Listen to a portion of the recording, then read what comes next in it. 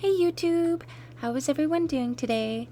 I hope you guys are staying safe out there. The weather has been on one lately, going from hot to cold and cold to hot. Anywho, it's good to be back again with another vlog for you guys.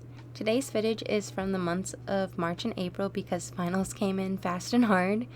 Man, I had a lot of projects to work on, so I wasn't able to edit or upload anything last month in April. But, one more year left of uni for me, and then I finally graduate with a BFA in painting and drawing.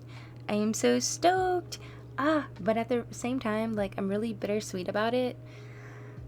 And I've learned so much. But that will be a topic for another day.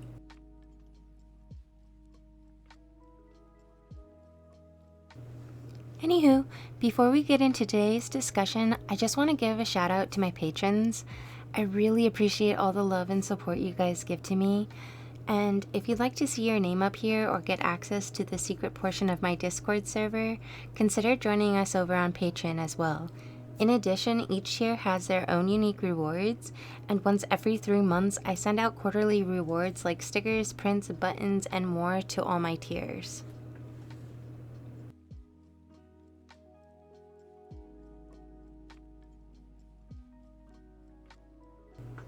Last vlog, we chatted about comparing ourselves to others. You know, the pros and cons that come with that kind of mentality. Today, I want to chat about feedback, both the receiving and giving of it. Feedback also goes by critiquing in the art world. And I know some of you cringed at the thought of getting critiqued. It's understandable, especially if you're the recipient of the critique. They can be really hard to ingest, you know, particularly if you're proud of the work you did, and then only to have it picked apart not too long after by family members, friends, our following, our community, or even complete random strangers online. Art is very, sentimental to us? However, I do suppose that is how you treat art. Is it more of a hobby or is it a career to you?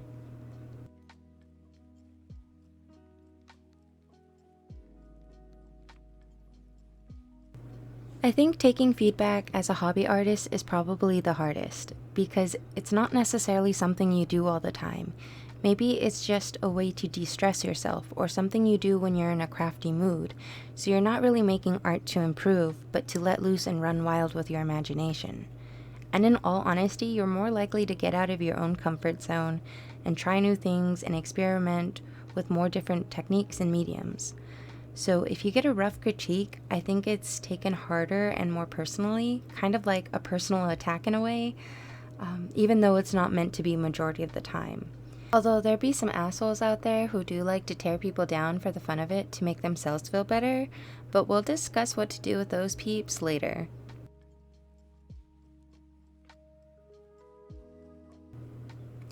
That being said, I think taking feedback as a career artist is easier because while yes, our work still holds sentiment to us, we don't get as attached or attached for too long to our work because we have to keep learning and move on to our next masterpiece.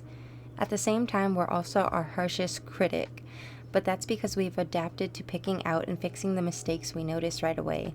So when we do get feedback and critiqued, it's usually something we wouldn't have found ourselves without another person's help. And it'll be something therefore to improve on the next time.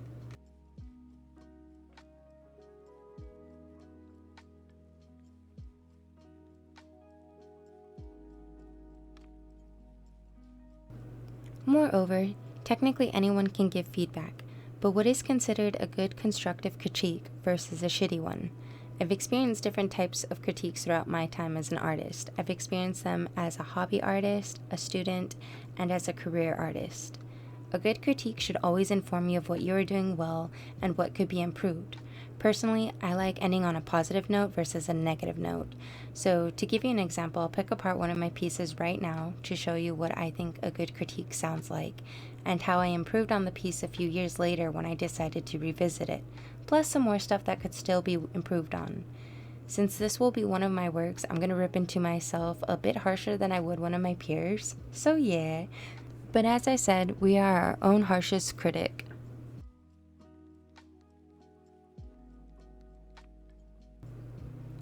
This piece is titled The Familiar. I made it originally back in the summer of 2017, and I am still proud of it because it was an experiment that I learned a lot from.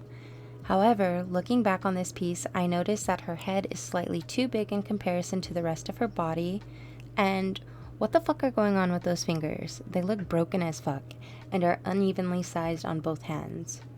Her eye on the left also seems too big in comparison to the other eye on the right as well. I also think there should be ripples where the water touches the hair, and maybe less of the sparkles since they are very distracting.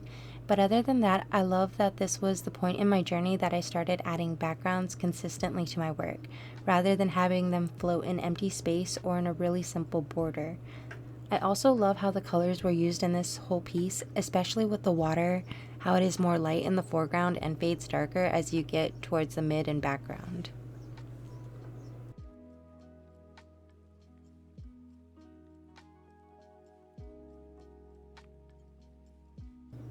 Those were all the mistakes I had noticed back when I decided to revisit this piece in the summer of 2021. With that, I wanted to see if I had continued developing my skills within the last 4 years and to see if there was still anything that needed to be improved on. In this one, her wrist completely disappeared this round. The hands still need a bit of work, but it's looking a lot better than before. Her eyes are a little misaligned as well, but there isn't a stark difference of sizing from one to another. I also like the fact that my lashes became simplified and that I remembered to add the less sparkles. I also remembered to add the ripples of water where they needed to be. Overall, I'm satisfied with how this piece turned out in comparison to the first run I had with it, and that I've kept up with keeping the backgrounds in my illustrations.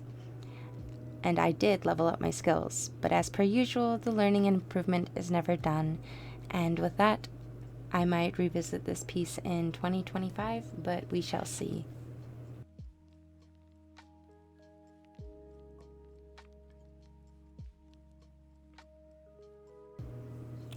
For me, that is a good constructive critique. Yes, I roasted myself a wee bit, but that's fine because I'm my own harshest critic. But to be honest, I like knowing the mistakes that I wasn't able to spot before or during a process. And I know an easy way to catch your own is through flipping your canvas. That is, if you work digitally. If you work traditionally, you can do this by holding your piece up to a mirror or by flipping it upside down. I also recommend when you can't spot anything wrong to leave it for an hour or longer and come back to it with a pair of fresh eyes, as you are more likely to catch mistakes when you come back with a fresh view rather than trying to catch them all while you're working on a piece for several hours. And to be fair, learning on your own takes a lot of time to be able to spot your own mistakes. It's an observational skill that slowly levels up over time. But with the help of other people and artists finding the mistakes you couldn't see, you now know what you need to focus on and be aware of going forward on your art journey. With that being said, what would a bad critique sound like? I think that one is pretty simple. People who comment on your piece and are like, it's ugly, stupid, or I don't like it without any, rhyme or reason. These aren't in any way constructive in the slightest, and technically I would say to ignore them. You could ask what they don't like or why they think it's ugly or stupid, but they usually don't respond. And at that point, my thoughts are, if you have nothing nice to say, don't say anything at all. Art in of itself is subjectable, and not everyone is going to find it appealing, but if you don't like it, just move on, You don't have to spread hate and negativity in the world just because you don't find the subject or the style of the artist to your liking and appeal.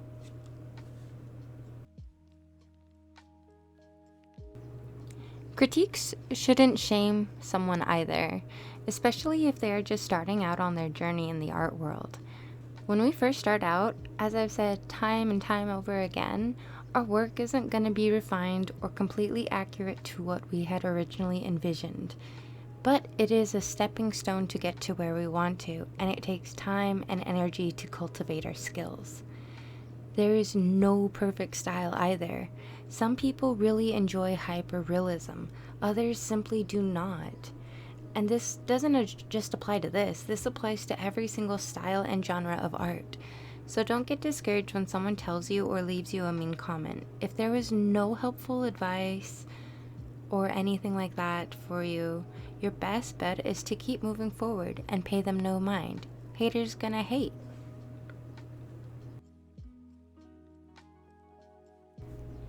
I know there are artists too who get upset when they get a critique that they did not want or ask for. Some see it as rude and unwanted, which is totally understandable. However, if this is the field of work you want to be in, it does come with the territory. It doesn't matter whether you're a gallery artist, a social media artist, or if you work for a company. Someone will always interject their opinions and their critiques. And as I said before, if the critique holds useful information, then definitely try to have open ears about it, especially if they lend more of a helping hand to show you how to go about something, like tips and tricks. If there wasn't any useful information and it was just an attack on you and your work, don't take it to heart. You're still an amazing artist and you should be proud of your skills. Let their bad critique be your determination and fuel to keep igniting you to get better and better. And don't forget to take breaks too.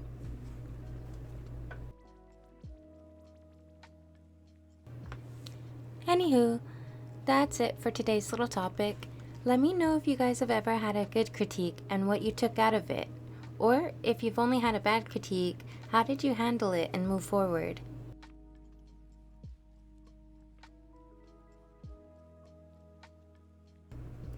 If you caught my last video, you more than likely saw me working on this piece during class.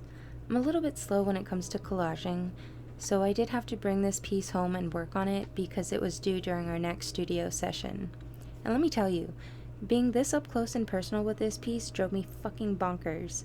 There were so many color swatches I had to make and even remake because I ran out of some of them.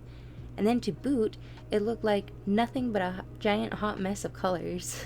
So I was hella nervous while I was working on this Lego block because it was the main subject of my piece. In the end, when I was able to take a step back away from it, it looked more like the still life we had set up during class, which made me happy with the progress I was making.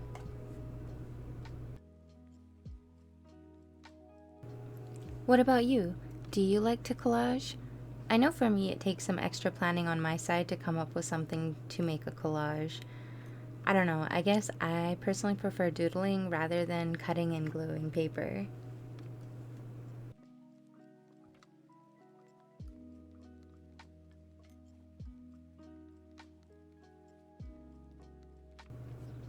It was interesting to see everyone's end results though on this assignment.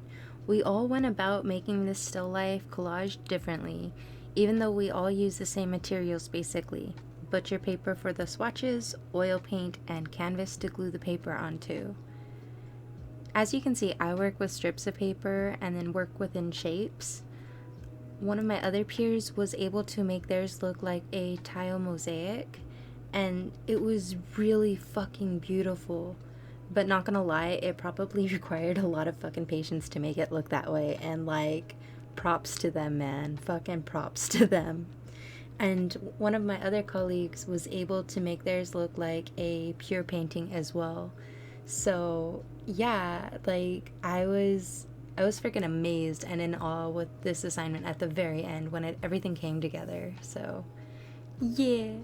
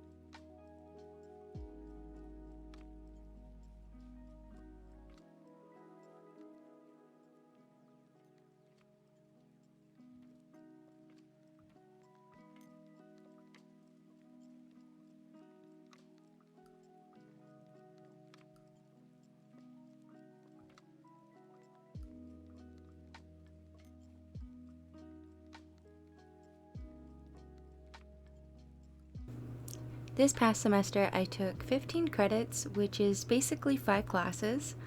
2 of them were art history classes, and the rest of them were my studio classes for painting foundations, intermediate drawing, and intermediate watercolor.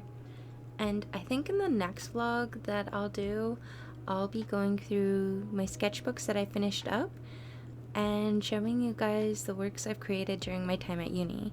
And I'm really stoked to show you guys the art I made for my final projects for each of the classes I've taken as well. So yeah!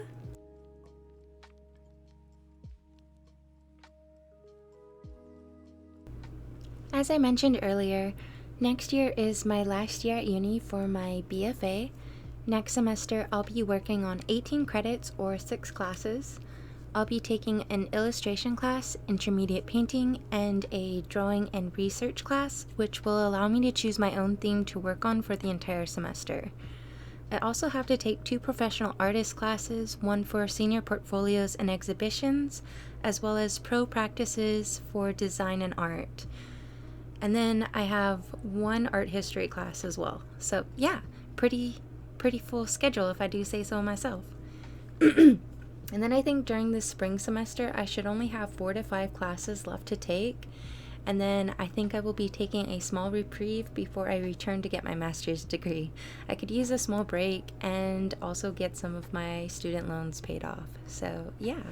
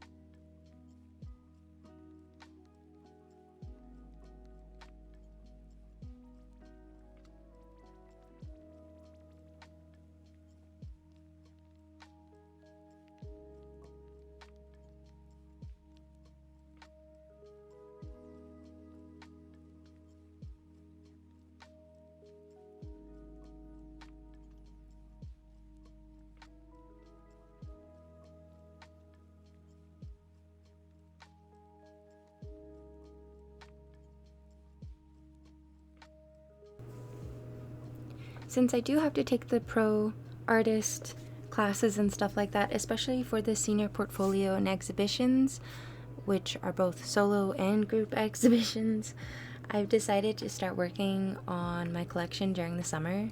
I was able to pick a theme for myself, and I was able to jot down 15 ideas for the pieces I want under this collection. And I'm thinking that the entire collection will mainly be ink wash paintings, and maybe 2 of them being oil paintings, but I'm not too sure yet. I do know that 7 of them will be 22 by 30 inches, and the remaining 8 will be 18 by 24 inches. So I have a lot of work cut out for me, and I'm hoping to at least finish 3 to 4 of the ideas per month, so that way I won't be stressing about it during the semester when I return.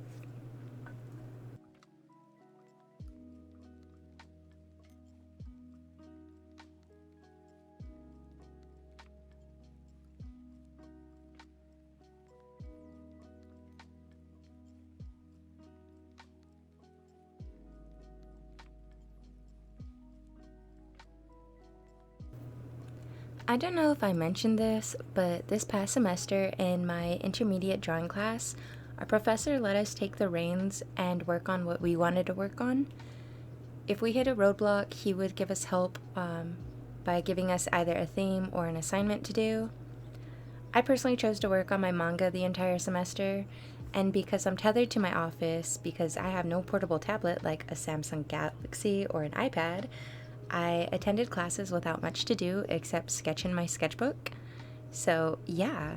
Anywho, I decided to see if I could doodle some Hell of a Boss fan art, and lo and behold, I can fucking draw furries now. Like, ah! For me, that's a sign that I have leveled up my perception and my observational skills. Like, oh my god, before I used to have issues. So, it's good to see some progress without having to look back at my old works to see the progress. But yeah, as soon as I had some free time, I had to choose which characters I wanted to doodle from Hell of a Boss. So up first was Octavia, and then Luna and Stella added some nice spiciness for my other tiers over on Patreon.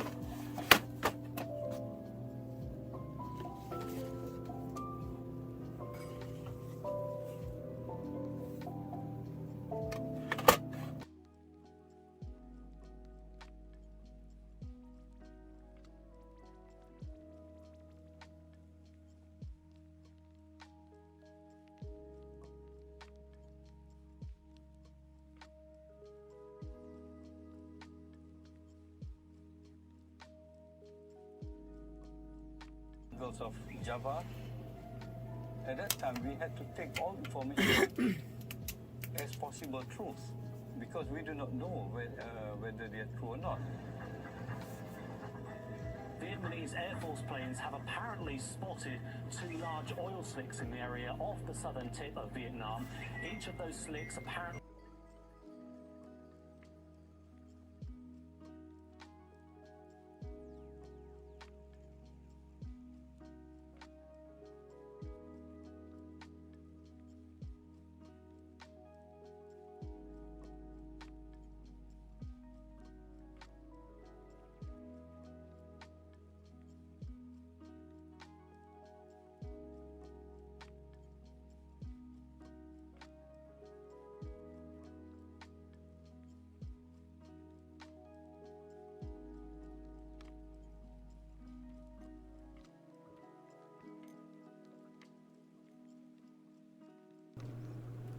I also had time to whip up a cute little adorable baby Stolas sticker as well, and he went out as a quarterly reward for all my patrons to enjoy.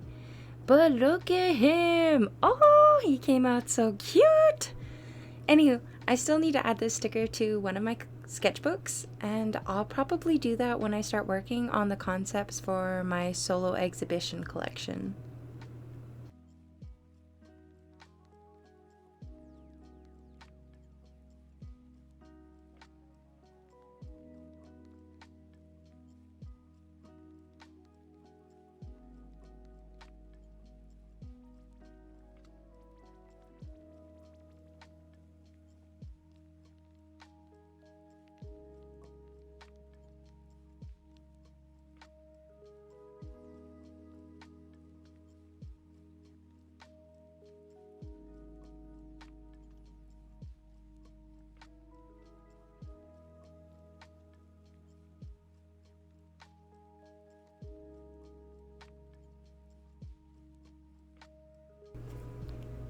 I also created some patterns to up my packaging for my shop.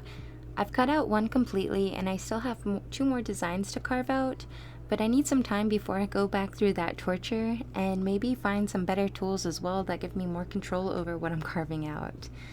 But here, I'm transferring the design from the paper and placing it onto a lino block, And I also need to find a different type of paint slash ink, whatever it is, other than oil for transferring the image from the block to the tissue paper. The oil, paint slash ink, whatever it is, seeps through and stains, unfortunately. And because it is oil, it also takes a good hot minute to dry. So yeah, I might try acrylic or something, but I'll have to go and look at that in a couple of months. I'm not ready to just yet. So yeah.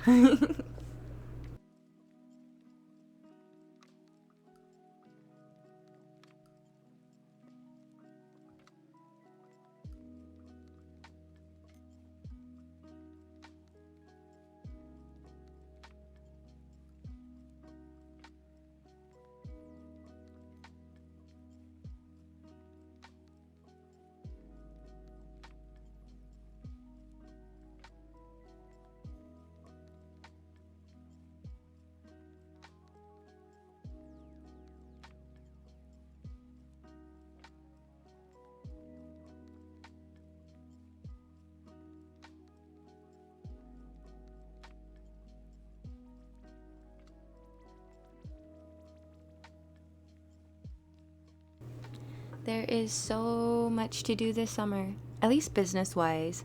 So far, I'm making a good dent in my to-do list, but the work is never ending, it seems. So I'm hoping once this month is out that I'll be able to take and enjoy the weekends to myself for some rest and relaxation time, which I could really use right about now. But this month is busy, so I can't. I've got a lot of stuff to do before my big little move. This weekend, I need to go through my wardrobe and have it. You know, get rid of the stuff I don't really wear or has gotten some good wear and tear in it. And I think I mentioned this past year that there has been some stuff going on with my family, and I haven't really explained myself about it. But basically, it's been funeral after funeral for my side of the family. And then Maddie has also been hit with 2 deaths this past year as well, unfortunately. That, and on top of that, I guess, my nana has also been falling a lot.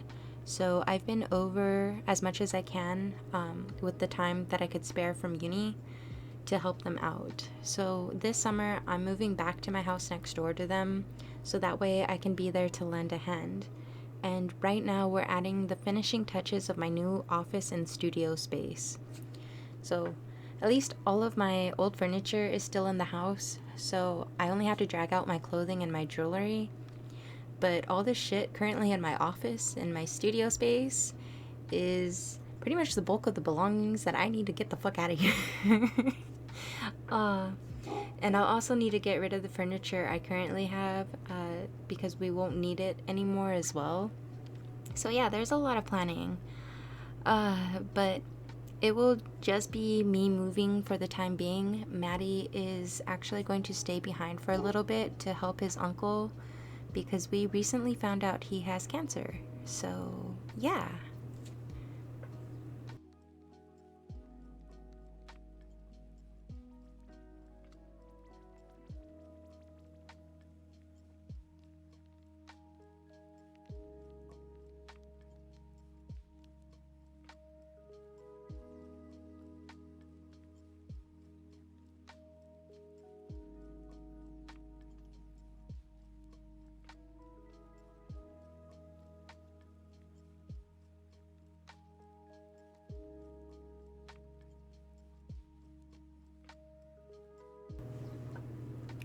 Anywho guys, thank you so much for tuning into today's vlog. I hope you were able to make a dent in whatever you were working on while listening to me in the background. I'm gonna go ahead and jump off and let you enjoy the rest of the video and music. If you like what I do, feel free to subscribe, leave a like, or comment down below.